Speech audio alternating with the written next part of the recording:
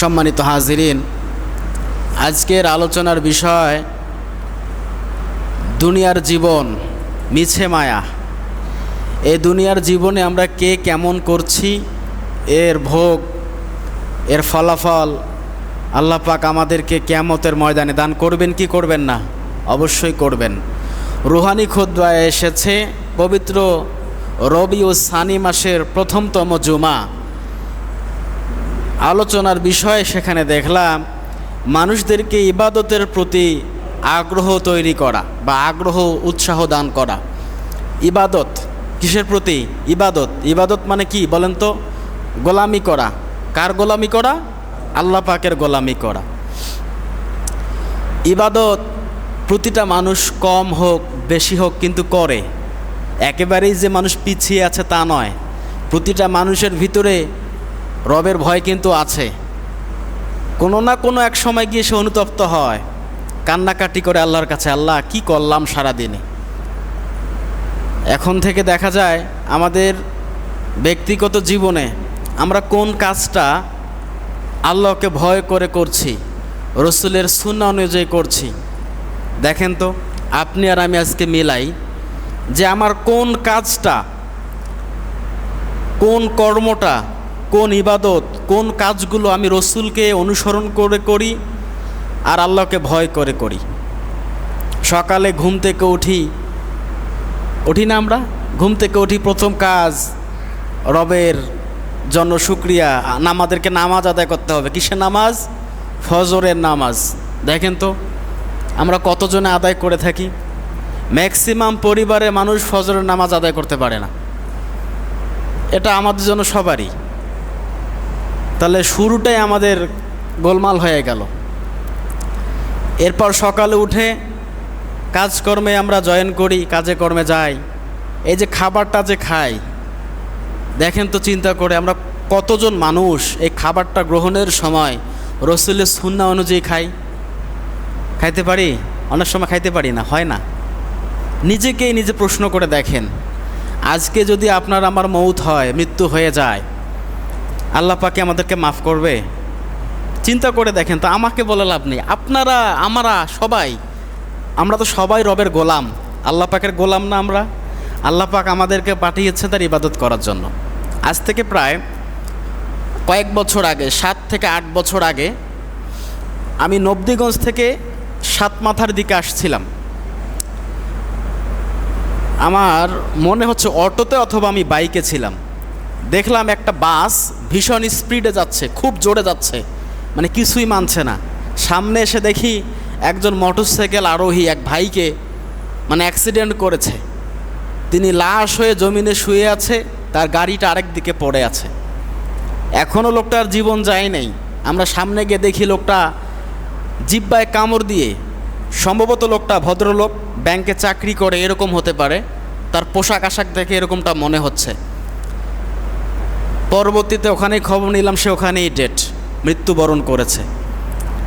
এই যে মৃত্যু, রাস্তায় সে চলছে, কোনো না কোনো একটা জায়গায় যাচ্ছে, চলতে চলতে হঠাৎ করে অ্যাক্সিডেন্ট, ওখানেই তার মৃত্যু।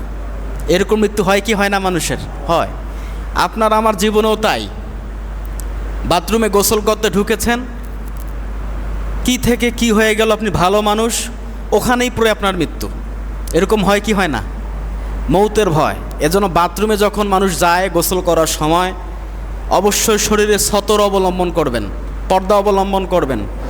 কাপড় চোপড় খুলে গোসল করাটা ঠিক না, কারণ কখন আপনার মৃত্যু হয় আপনি বলতে পারবেন না।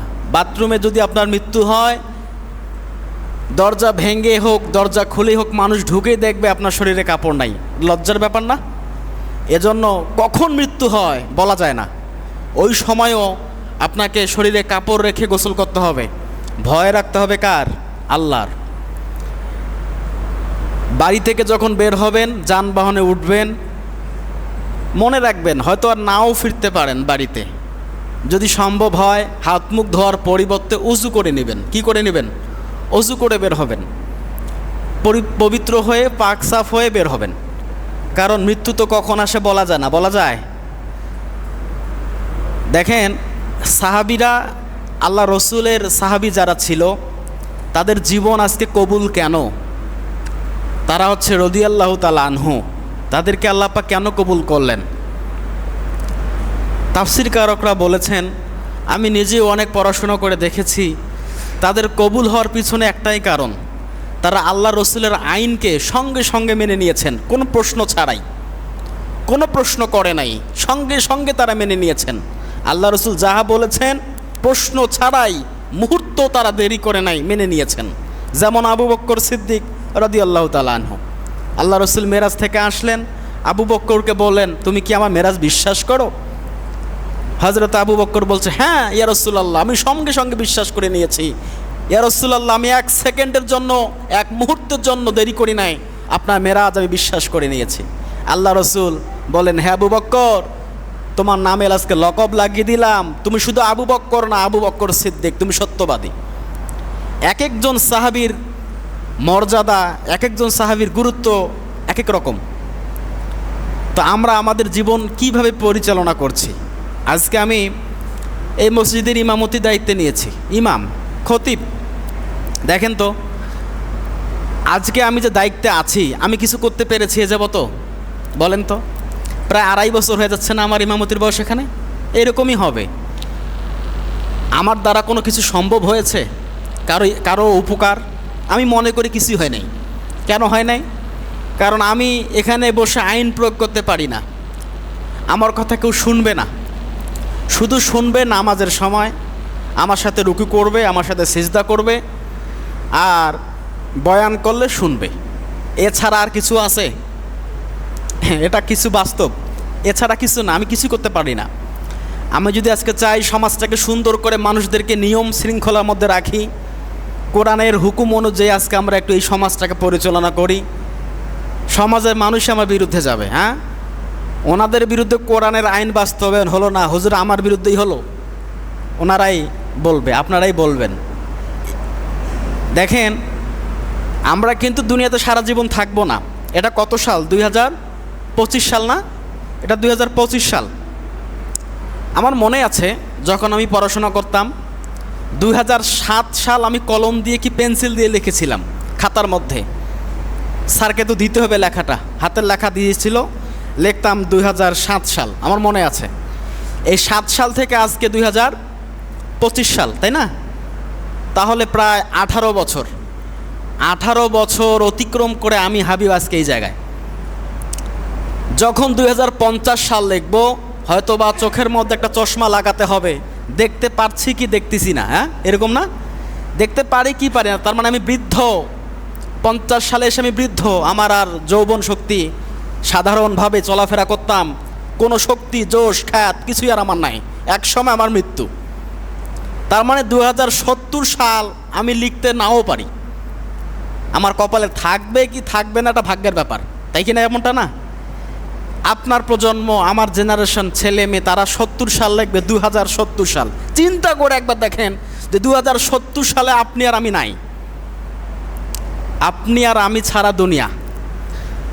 এখন হয়তো মারা গেলেন, ওই যে কবরস্থানটা আছে না, ওই কবরস্থানে গিয়ে কোনো একটা জায়গায় আপনাকে দাফন করে, আমাকে দাফন করে রেখে আসবে। কি হবে? আপনি আমি ছাড়া মসজিদ কি অচল হয়ে থাকবে? দুনিয়া কি অচল থাকবে? বাজার কি মানুষ বাজারে যাবে না? ব্যবসা বাণিজ্য কি অচল হয়ে থাকবে? কোনো কিছুই থেমে থাকবে না। আপনার স্ত্রী, আপনার ছেলে, আপনার মেয়ে, আপনার মা বাবা কান্না করবে আপনার জন্য, মায়া কান্না করবে, কয়েকদিন কান্না করবে, তারা আবার ঠিকই তাদের মতো আবার জীবন শুরু করে দিবে। আপনি আমি ছাড়া দুনিয়ার কোনো কাজ আটকিয়ে থাকবে না। এই রুহটার শাস্তি আল্লাহ পাক আমাদেরকে দেবে। দেবে কি দেবে না? শাস্তি দেবে। একটা উদাহরণ দিলে আপনারা বুঝতে পারবেন। স্বপ্নের মধ্যে আমরা দেখি না, স্বপ্নে যখন দেখবেন ভালো কিছু দেখতে পাচ্ছেন, স্বপ্নের মধ্যে এরকমটা হয় না? ভালো কিছু দেখছি, সুখে আছি, আরামে আছি, ভালো খাবার খাচ্ছি, ভালোভাবে একটা পরিবেশ পাচ্ছি, স্বপ্নের মধ্যে মসজিদে গিয়ে নামাজ আদায় করছি, ঈদ আনন্দ করছি। এরকম ভালো স্বপ্ন দেখলে কি ভালো লাগে না? ভালো লাগে। যখন স্বপ্নটা ভেঙে যায় তখন মনে হয় আরেকটু স্বপ্নটা দেখলাম না কেন। অনুরূপভাবে যখন খারাপ স্বপ্ন দেখেন, দেখবেন স্বপ্নের মধ্যে কেউ আপনাকে তাড়া করছে, পিছনে অনেকগুলো সাপ, আপনি দৌড়াচ্ছেন। হ্যাঁ, এরপর আপনার কেউ গলা টিপে ধরেছে, এরকম অনেক বাজে খারাপ খারাপ স্বপ্ন নাউজুবিল্লাহ আমরা কিন্তু দেখে থাকি। রুহুটা কিন্তু ওই সময় কী করে, আযাব পায়, শাস্তি পায়, তখন খারাপ লাগে। যখন স্বপ্নটা আপনার আমার ভেঙে যায় তখন মনে হয় আপনি ঘেমে গেছেন, কি একটা বাজে স্বপ্ন দেখলাম, কি একটা খারাপ স্বপ্ন দেখলাম, নাউজুবিল্লাহ। আল্লাহ আপনি আমাকে এখান থেকে হেফাজত করেন। তো যে আল্লাহ পাক আপনাকে আমাকে স্বপ্নের মাধ্যমে শাস্তি দেওয়ারও ক্ষমতা রাখে, স্বপ্নের মাধ্যমে আপনার সুখ শান্তি, আমার সুখ শান্তি দেখারও ক্ষমতা আল্লাহ পাক রাখে, সে আল্লাহ পাক আপনার আমার রুহটাকে আযাবের মধ্যে দিতে পারে কি পারে না? পারে। যখন কবরের মধ্যে মাইয়াতকে রাখা হয়, হাদিসের মধ্যে এসেছে কবরে যখন তাকে শুইয়ে দেওয়া হয়, মৃত ব্যক্তি জীবিত মানুষগুলোর পায়ের খসখস আওয়াজ শুনতে পায় যে উপরের মধ্যে উপরে লোক চলাচল করছে। তখন যখন ওই মৃত মাইয়াতকে দাফন করে কবরস্থ করার পর মানুষগুলো একে একে চলে আসে, কবর থেকে বিদায় নিয়ে চলে আসে। দুইজন ফেরেশতা, তার একজন ডান দিকে আর একজন বাম দিকে এসে উপস্থিত হয়ে যায়। তাকে আমরা তো চিৎ করে শুয়ে দেই, তাই না? চিৎ করে শুয়ে দেই। তাকে উঠে বসাবে দুইজন ফেরেশতা, উঠে বসাবে। নাম এসেছে কেরামান কাতিবিন। এই যে আমরা দুইজন লেখক বলি না, সম্মানিত লেখক। আর মুনকার নাকির হচ্ছে কবরে ফেরেশতা। এক একটা ফেরেশতাকে আল্লাহ পাক এক এক রকম মর্যাদা দান করেছেন। কেরামান কাতিবিন মানে সম্মানিত দুইজন লেখক, ফেরেশতার নাম কেরামান কাতিবিন না। আর কবরে যারা প্রশ্ন করবে, এই যে দুইজন ফেরেশতা, এটা হচ্ছে মুনকার আর নাকির, যিনি খারাপ কাজের হিসাব করবেন আর একজন ভালো নেকামলের হিসাব করবেন। তো ফেরেশতারা ওই মৃত ব্যক্তিকে, আপনাকে অথবা আমাকে উঠে বসালেন। বসানোর পরে প্রশ্ন করবে। সবাই তো আমরা এই প্রশ্নগুলো উত্তর জানি এবং প্রশ্নগুলো জানি। তখন একদিক থেকে এই মানুষটার ভালো আমলগুলো চলে আসবে, একদিকে সালাত, তার জীবনে যত নামাজ আদায় করেছে সব একদিকে এসে দাঁড়াবে, নামাজ দাঁড়াবে, রোজা যতগুলো করেছে একদিকে এসে দাঁড়াবে, হজ করেছে একদিকে এসে দাঁড়াবে, দান সদকা করেছে একদিকে এসে দাঁড়াবে। এরকম করে হাজারো ভালো ভালো কাজ, তার সবগুলো একদিকে এসে দাঁড়াবে, আর খারাপগুলো কাজ আরেক দিকে এসে তার অবয়ব দেওয়া হবে, আকৃতি দেওয়া হবে। ফেরেশতারা তাকে প্রশ্ন করবে, হে বান্দা, মান রব্বুকা, তোমার রবকে? ওই মানুষ যদি দুনিয়াতে রবের গোলামি করে, ইবাদত বন্দেগী করে, সে সঙ্গে সঙ্গে বলবে রব্বি আল্লাহ, আমার রব হচ্ছে আল্লাহ। সে প্রথম প্রশ্নেই পেয়ে গেল। মান দিনুকা, তোমার দিন কি? অনেকে আমরা জানি না আমাদের দিন কি। যদি কোনো এখনকার যে জেনারেশন যুবক ভাইদেরকে বলা হয় আপনার দিন কি, অনেক লোকে বলতে পারবে না দিনকে। দিনটা কি? দিন মনে হয় যে সকালের দিন আর রাত, এরকম দিন নাকি? দিন ইসলাম, আমার দিন হচ্ছে ইসলাম, আমি শান্তির ধর্মের অনুসারী। মান নাবিউকা, তোমার নবীকে? মুহাম্মদ রাসূলুল্লাহ সাল্লাল্লাহু আলাইহি সাল্লাম। এরকম কয়েকটা প্রশ্ন তাদেরকে করা হবে। এরপর রাসূলুল্লাহর আকৃতি তাদের সামনে এসে দাঁড় করানো হবে। মান হাজা রাজুলুন, তুমি কি ব্যক্তিটাকে চেনো, জানো? আমরা কি কেউ কখনো রাসূলুল্লাহকে দেখেছি? দেখি নাই, হয়তোবা এখানে যারা আছেন কেউ কখনো দেখি নাই।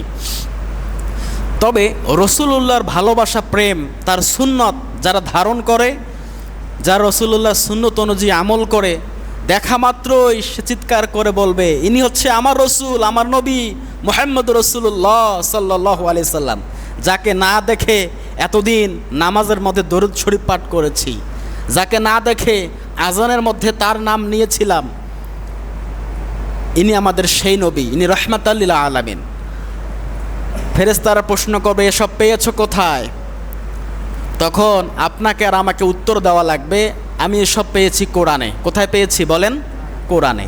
পৃথিবীতে যত কিতাব আছে সবগুলো কিতাবের মধ্যে দেখবেন একটা করে এক্সপায়ার ডেট থাকে, মেয়াদ উত্তীর্ণ। প্রাইমারি স্কুলে বই দেওয়া হয় অমুক সালে চলবে, 26 সালে গিয়ে আর ওই বই চলবে না, 26 সালে নতুন বই আসবে, এরকমটা হয় না? 26 সালে বই, যে বই চলবে 27 সালে গিয়ে আর ওই বই চলবে না, 27 সালে নতুন বই দিতে হবে।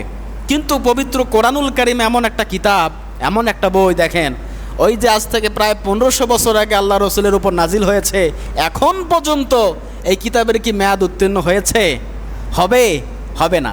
এই কিতাব আমরা পেয়েছি। দেখেন যারা কোরআনের সাথে সম্পর্কিত যাদের নাই, যারা কোরআন পড়তে পারে না, তারা কিভাবে জবাব দেবে হে ফেরেশতা? আমি এই প্রশ্নের জবাবগুলো কোরআন থেকে পেয়েছি। ওইখানেই তো আমরা আটক হয়ে যাব, ওখানেই আমরা ব্লক হয়ে যাব, আমাদের আর দৌড়া রাস্তা থাকবে না। আজকে দেখেন বাংলাদেশে অনেকগুলো মানুষ, আমরা অনেক মানুষ, দুঃখজনক হলো সত্য, কোরআন আমরা পড়তে পারি না, কোরআনের সাথে আমাদের সম্পর্ক নাই। ইংরাজিটা বুঝি, কোচিং করি, ক্লাস করি, প্রাইভেট পড়ি হাজার হাজার টাকা খরচ করে, গণিতটাও বুঝি, সায়েন্স বুঝি, বায়োলজি বুঝি, সব বুঝি, সব বুঝি, শুধু কোরআনটাই বুঝতে পারি না। আর যারাই দেখবেন কোরআন বোঝে, আলেম ওলামা মানুষ, এদেরকে বলা হয় মৌলবাদী, জঙ্গি। এরকম হয় কি হয় না বলেন তো?